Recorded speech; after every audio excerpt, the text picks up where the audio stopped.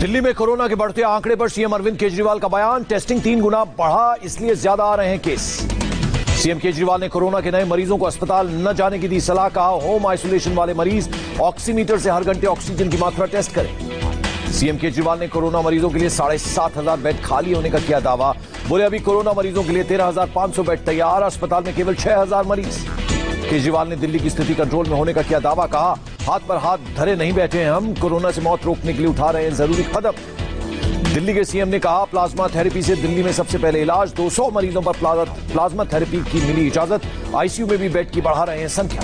Corona काल में UP सरकार का मिशन रोजगार, 1.25 करोड़ से ज्यादा लोगों को मिलेगा रोजगार, पीएम ने आत्मनिर्भर उत्तर प्रदेश रोजगार अभियान की शुरुआत की। सीएम योगी आदित्यनाथ की मौजूदगी में योजना का आगाज, वीडियो कॉन्फ्रेंसिंग के जरिए शुरुआत। उत्तर प्रदेश के ऑपरेशन रोजगार में पीएम मोदी ने प्रवासी मजदूरों से की सीधी बात, मजदूरों ने कहा सरकार के प्रयास से गांव में ही मिल रहा है काम। पीएम मोदी ने लाभार्थियों से भी की बातचीत, गांव के कुछ लोगों ने मुद्रा योजना के तहत लोन लेकर डेयरी का काम शुरू किया। कोरोना को पीएम ने फिर से बताया बड़ी चुनौती, कहा जब तक वैक्सीन नहीं आती 2 गज की दूरी और मुंह ढकना ही एकमात्र दवाई। कोरोना संकट में यूपी सरकार की पीएम मोदी ने की जमकर तारीफ, कहा मुश्किल हालात में योगी ने राज्य को संभाला। दुनिया के कई देशों से ज्यादा उत्तर प्रदेश की आबादी, 24 करोड़ की आबादी में अब तक 600 लोगों की कोरोना से गई जान। मोदी ने कहा एक भी लोगों की मृत्यु दुखद। राज्य सरकार के प्रयासों से यूपी में करीब 85,000 लोगों की कोरोना से बचाई गई जान, पुरानी सरकारों से नहीं कर सकते थे ऐसी उम्मीद। पीएम मोदी ने कहा कोरोना काल में योगी ने 24 घंटे किया काम, पिता के निधन के बाद भी जुटे रहे। राजीव गांधी फाउंडेशन के बहाने बीजेपी का कांग्रेस पर बड़ा हमला, संबित पात्रा ने कहा कांग्रेस ने जनता के साथ विश्वासघात किया। संबित पात्रा ने कहा पीएम रिलीफ फंड से दिए गए राजीव गांधी फाउंडेशन को पैसे, गांधी परिवार का है राजीव गांधी फाउंडेशन। बीजेपी का आरजीएफ में सोनिया गांधी के भी शामिल होने का आरोप, कहा आरजीएफ के ऑडिटर रामेश्वर ठाकुर कांग्रेस के नेता। बीजेपी का सोनिया और राहुल गांधी पर गंभीर आरोप, कहा मां बेटे के कहने पर रामेश्वर ने आरजीएफ में डाले पैसे, Rameshwar Thakur PM relief fund के भी थे ऑडिटर। संबित पात्रा ने कहा रामेश्वर ठाकुर 4 राज्यों के गवर्नर बनाए गए, कांग्रेस ने रामेश्वर ठाकुर को 2 बार राज्यसभा भेजा। संबित पात्रा ने सोनिया गांधी से प्रेस कॉन्फ्रेंस करके मांगी सफाई, कहा मां बेटे ने देश को बेचने का काम किया। संबित पात्रा ने गांधी परिवार पर भ्रष्टाचार की स्क्रिप्ट लिखने का लगाया आरोप, कहा भ्रष्टाचार मतलब कांग्रेस, षड्यंत्र मतलब कांग्रेस।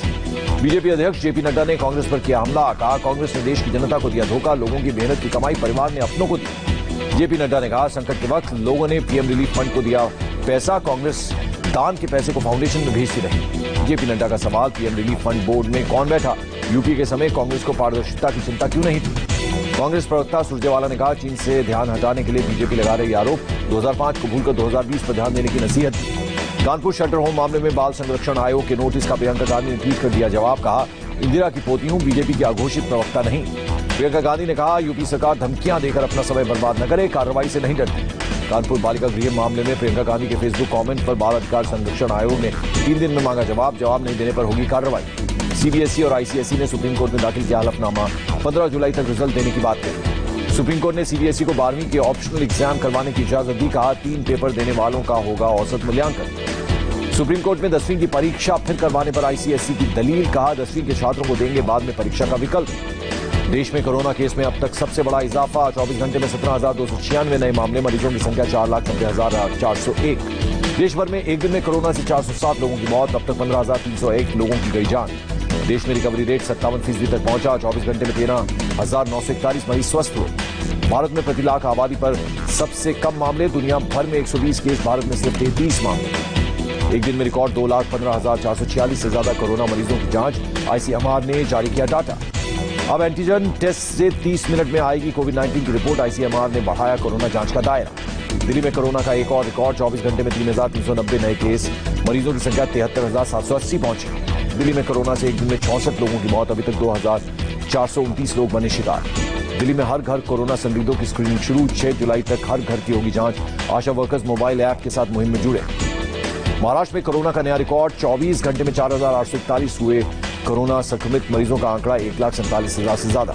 महाराष्ट्र में 192 और लोग कोरोना के शिकार, अभी तक 6,931 लोगों की मौत। मुंबई में एक दिन में बढ़े कोरोना के 1,365 मरीज, कोरोना ग्राफ 70,990 तक पहुंचा, अभी तक 4,060 लोगों की मौत। महाराष्ट्र में पिछले 24 घंटे में 190 पुलिसकर्मी कोरोना पॉजिटिव, जानलेवा वायरस से 3 पुलिस वालों की मौत। महाराष्ट्र में कोरोना से अब तक 57 पुलिसकर्मियों की मौत, राज्य भर में संक्रमित पुलिस वालों की संख्या बढ़कर 4,516 हुई। मुंबई फायर ब्रिगेड में अब तक 117 कर्मचारी कोरोना पॉजिटिव, 80 संक्रमितों को अस्पताल से किया गया डिस्चार्ज, कोरोना से 8 की मौत। मुंबई में कोरोना ने बनाया डब्बा वाले को पहला शिकार, मलाड के 39 साल के शख्स की मौत। नागपुर में 24 घंटे में 17 नए कोरोना पॉजिटिव। जिले में संक्रमितों की संख्या बढ़कर 1385 हुई। अब तक 21 मरीजों की मौत। नागपुर में अब तक 71 कंटेनमेंट जोन, 1800 लोगों को किया गया क्वारंटीन। मुंबई पुलिस ने कोरोना संक्रमित जवानों के लिए स्पेशल 3 क्वारंटीन सेंटर बनाए। कोविड सेंटर में 1000 बेड की सुविधा।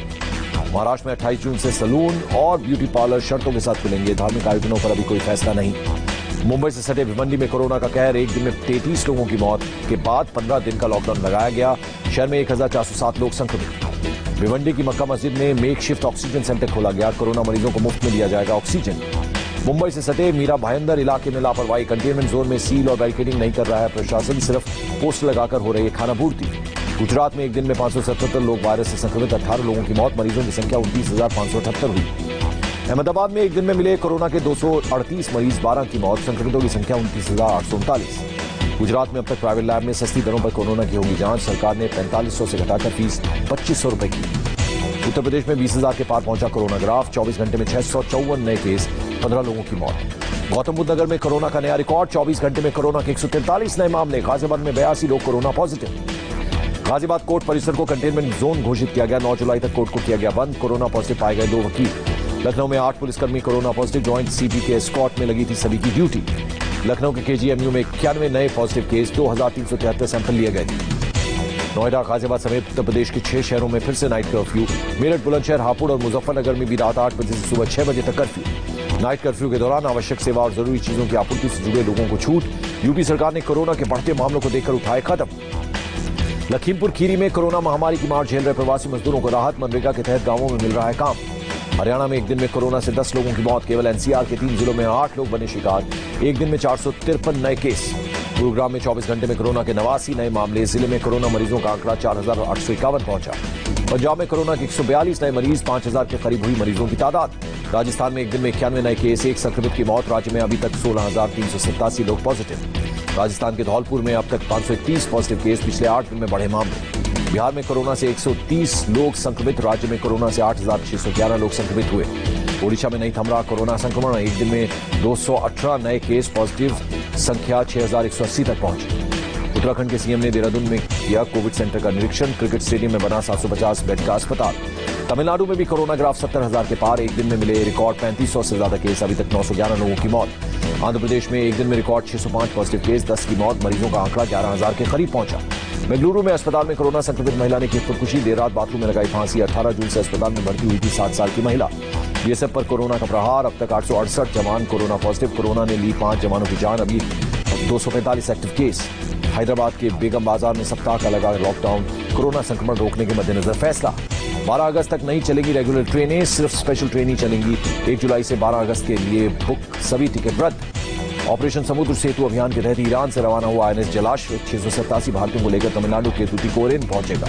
वंदे भारत मिशन के चौथा चरण 3 जुलाई से शुरू होगा। भारतीयों की बड़ी संख्या वाले देशों से वापसी पर होगा फोकस। दुनिया भर में नहीं थम रही कोरोना की रफ्तार। मरीजों की संख्या करीब 97 लाख से ज्यादा। 213 देशों में कोरोना के कहर। दुनिया में अब तक 4,92,000 से ज्यादा मौत। करीब 53 लाख लोग रिकवर। मेक्सिको में कोरोना ने मचाई भारी तबाही। 25,000 से ज्यादा लोगों की मौत। अब तक 2 लाख से ज्यादा लोग संक्रमित। अमेरिका में कोरोना मरीजों की संख्या 25 लाख के पार। अब तक 1,26,000 से ज्यादा मौत। ब्राजील में मौत का आंकड़ा 55,000 के पार। संक्रमितों की संख्या 12,33,000 से ज्यादा। अमेरिका के बाद यहां सबसे ज्यादा जाने गई। रूस में कोरोना पॉजिटिव लोगों की संख्या 6,14,000 के करीब। अब तक 8,605 मरीजों की मौत। ब्रिटेन में 3,07,980 लोग कोरोना पॉजिटिव। कोरोना ने 43,230 लोगों की ली जान। स्पेन में कोरोना का मीटर 2,94,000 के पार पहुंचा। वायरस की चपेट में आकर 28,330 लोगों की गई जान।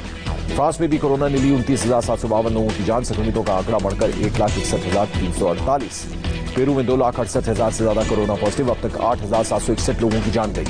इटली में अब तक कोरोना से 34,678 लोगों की मौत। वायरस से संक्रमित की संख्या 2,39,706 हुई। चिली में कोरोना वायरस की चपेट में आए 2,59,064 लोग। अब तक 4,903 मरीजों की मौत। जर्मनी में कोरोना संक्रमण से 9,012 मरीजों की मौत। अब तक 1,93,785 लोग पॉजिटिव। पाकिस्तान में कोरोना का कहर। एक दिन में 2,775 नए केस। संक्रमितों की संख्या 1,96,000 के करीब। कोरोना की वजह से पाकिस्तान में लगातार बढ़ रहे मौत के आंकड़े। पिछले 24 घंटे में 59 लोगों ने गंवाई जान।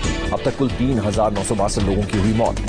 बांग्लादेश में अब तक 1,26,000 से ज्यादा पॉजिटिव केस। कोरोना ने अब तक 1,621 लोगों की ली जान। ग्वाटेमाला में एक दिन में 800 नए केस, 22 संक्रमितों की मौत। अब तक 15,619 लोग संक्रमित। हुडुरुस में पिछले 24 घंटे में 795 नए पॉजिटिव केस, 9 संक्रमित मरीजों की मौत, अब तक 15,366 लोग संक्रमित। और बोलीविया में एक दिन में कोरोना के 1,016 नए केस, 37 लोगों की मौत, अब तक 28,503 मरीज।